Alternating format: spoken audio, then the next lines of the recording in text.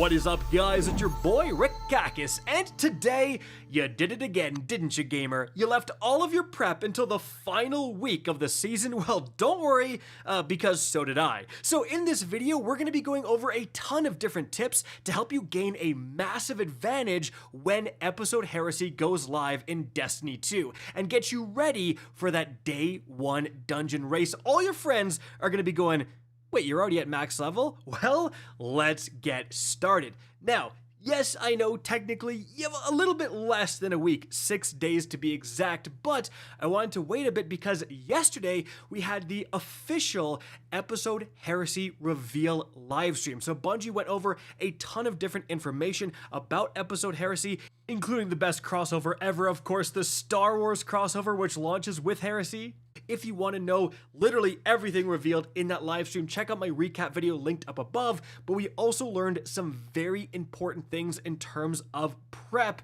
And one of the things I want to cover right off the bat here, guys, is level cap. Is it actually going up in Episode Heresy? Because actually, the information is super scarce. Bungie has not been clear about the level cap being raised, but it looks like it is. Now, there's two different pieces of evidence for this. The first one is during the live stream, we would see that the gear is 240, which is certainly higher than we have right now. However, during these live streams, they're playing on dev builds that may not be concrete. Really, this comes from a much older TWAB all the way back from before episode Revenant. As you can see right here, guys, when they're talking about raising the power level cap in Revenant by 10, they also mentioned that they're going to do it for the season after. And they have not stated that they're deviating from these plans. So you can expect the power level cap to go up by 10 once again in Episode Heresy.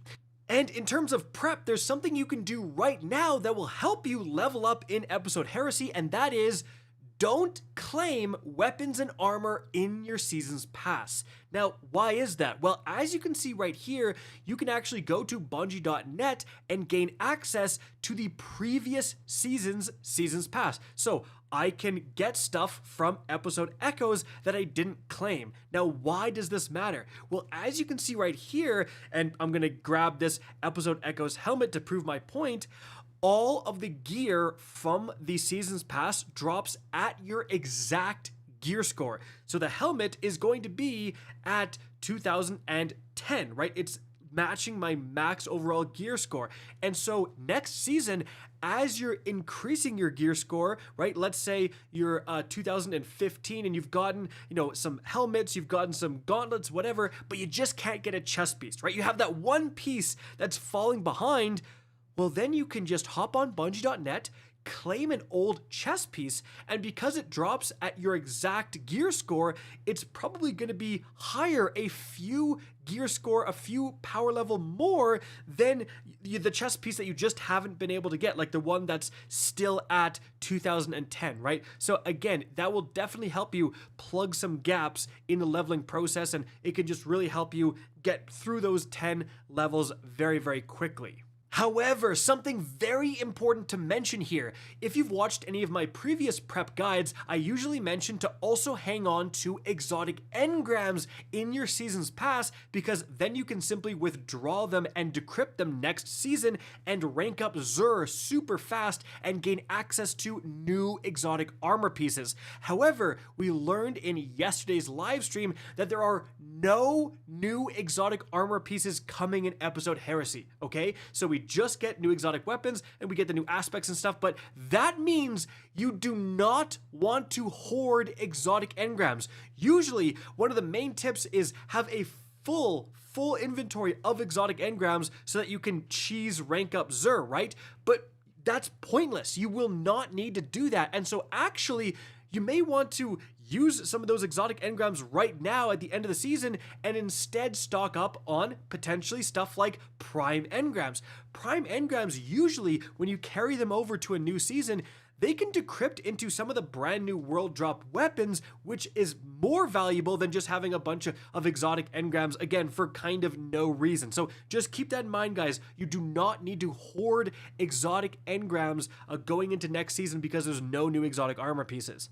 Moving on from there, guys, let's talk about the thing that no one wants to do, but everyone should do, and that is bounty prep. So, in case you don't know, you can complete bounties now and then simply wait to turn them in until episode Heresy drops. What this is going to do is give you all of the experience from those bounties in a brand new season, and that means you're going to rank up your especially seasonal artifact very fast, and that is going to give you access to the new seasonal artifact perks quicker. So again, this is something you do want to do, and just to go over it very quickly, you want to stock up on weekly bounties first because they give the most experience, followed by daily bounties, and last is repeatable bounties. But there's not that many weekly bounty giving vendors left in the game because Bungie is kind of doing away with vendors as we continue forward within the game's lifespan. So in terms of where you can get weekly bounties, first of all, in the tower,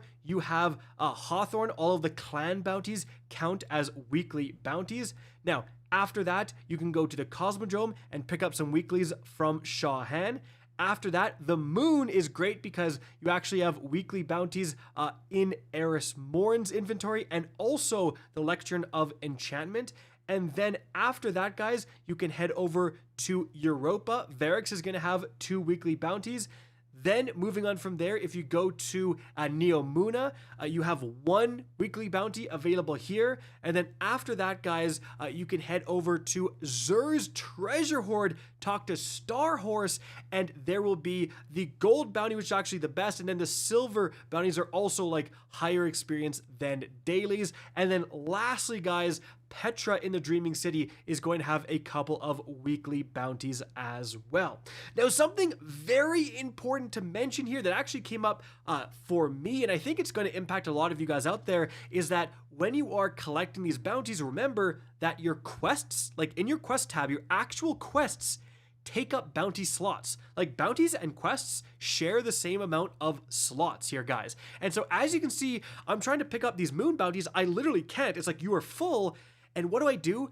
I complete some quests. I do those bento token quests and get them out of my inventory, and then I can literally go and pick up those exact same bounties that previously it said I couldn't because it was full. So especially now with all your quest tabs being filled with those bento box quests, like if you're not done with those, make sure, guys, you finish those out, and then you can grab more bounties if you find yourself getting full. And if you have random quests that are just sitting around from forever ago that you're never gonna do, right? You have a random essence of brutality in your quest tab, delete that crap and pick up an extra bounty. That's probably going to help you a lot more.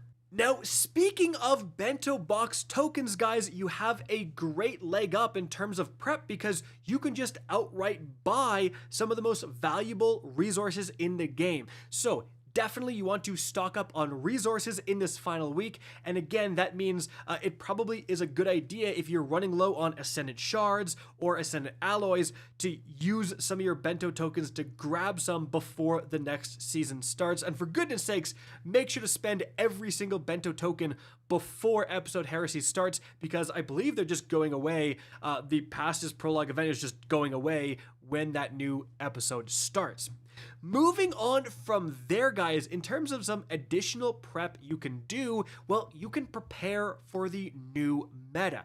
Now, this is coming from the fact that Bungie released an absolutely insanely huge weekly update detailing all of the different buffs and nerfs coming in episode Heresy.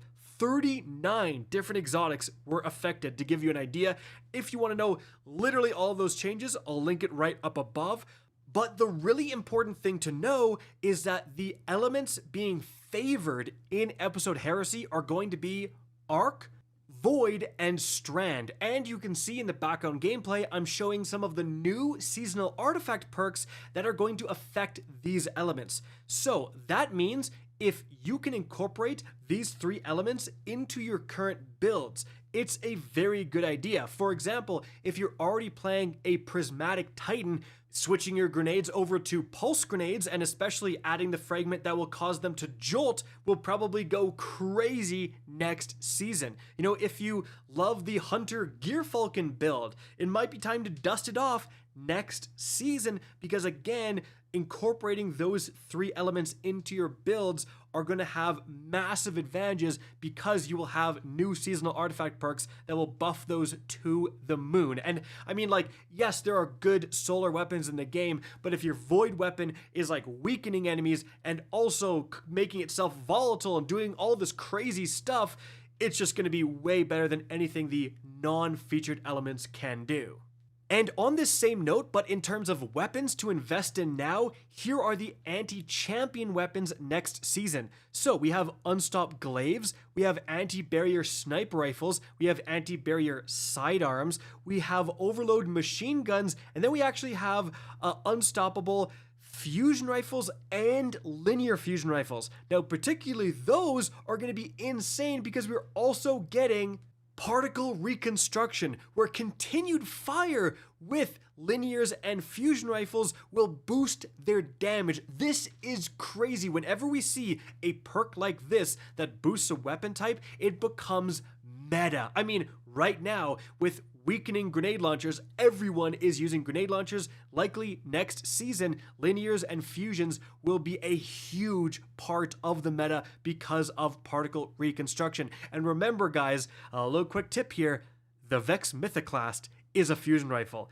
and that's a primary weapon, so that is going to go incredibly hard next season. So definitely, again, guys, if you have like old linears that you used to love to use, definitely might be time to infuse them up in preparation for next season.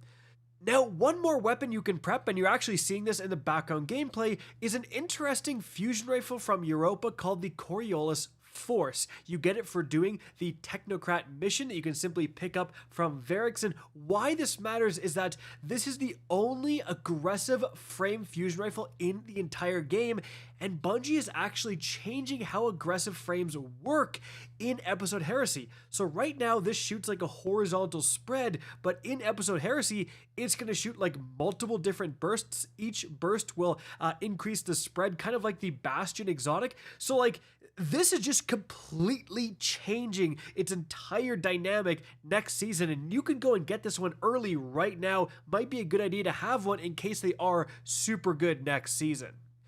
Guys, that is going to be it for the video. I hope you enjoyed and found this informative. If you did, please remember to help me out by simply rating and especially sharing this video. If you guys want to see more Destiny 2 content similar to this, don't be afraid to slap that subscribe button. If you want to get in touch with me and keep up to date with the latest channel activity, the best way is to follow me on Twitter at RickKakis. That is linked in the description down below. Again, I hope you enjoyed the video, and as always, have a good day.